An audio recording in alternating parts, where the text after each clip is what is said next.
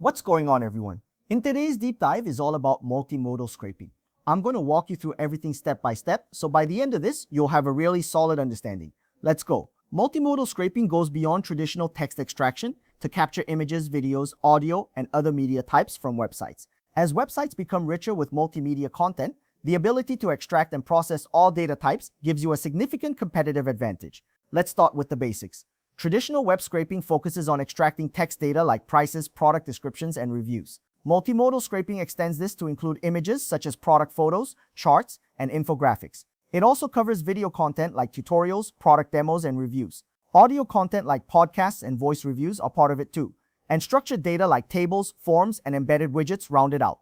Now, why would you want to scrape multimedia content? There are several compelling reasons. For competitive intelligence, you can monitor competitor product imagery and presentation. For training AI models, you can collect diverse datasets for machine learning.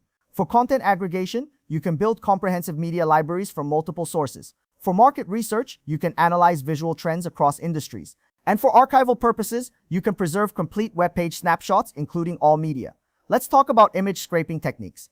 Images are the most common non-text element to scrape. The process involves identifying image elements in the HTML, extracting the source URL from the SR attribute, downloading the image files, and optionally processing them for analysis like OCR or computer vision.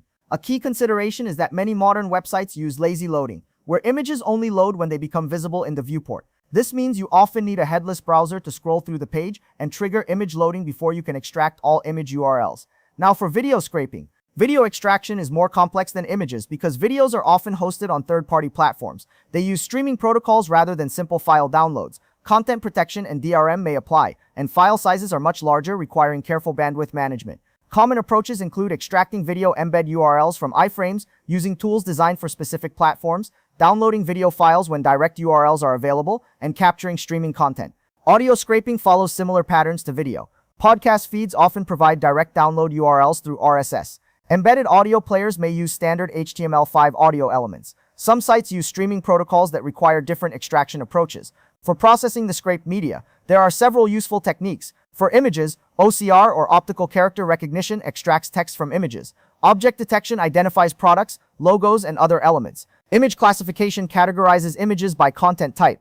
And similarity analysis finds duplicate or near duplicate images. For video, speech-to-text converts audio tracks to searchable text. Frame extraction pulls keyframes for analysis. And metadata extraction captures duration, resolution, and encoding information. For audio, transcription converts speech to text. Speaker identification determines who is speaking, and sentiment analysis gauges tone and emotion. When it comes to the technical challenges of multimodal scraping, bandwidth is a major concern. Multimedia files are orders of magnitude larger than text. A single product page might have 50 kilobytes of text, but 5 megabytes of images, and 50 megabytes of video. Storage requirements scale rapidly when scraping multimedia at volume. Processing costs also add up. Running OCR, speech-to-text, or computer vision on large volumes of scraped media requires significant compute resources. Cloud-based processing services charge per operation, and some legal considerations are different for multimedia. Images and videos often have stronger copyright protections than factual text data. Using scraped images for AI training has evolving legal implications. Always verify your rights to use scraped multimedia content.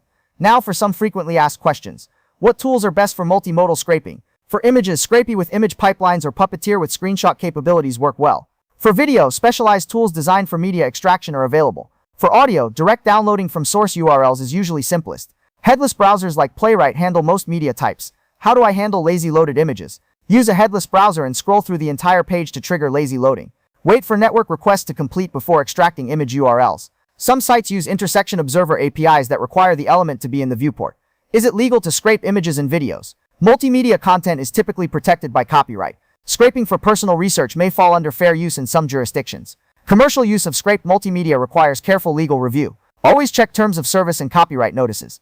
How much storage do I need for multimodal scraping? Plan for 10 to 100 times more storage than text-only scraping. A typical e-commerce product page might yield 2 to 10 megabytes of images. Video content can require gigabytes per site. Use compression and deduplication to manage storage costs. Alright, that's everything for today on multimodal scraping. We covered a lot of ground, and I really hope this gives you the foundation you need to move forward confidently. Don't forget to check out our other guides at dataresearchtools.com for more in-depth content on related topics. Until next time, take care and happy browsing.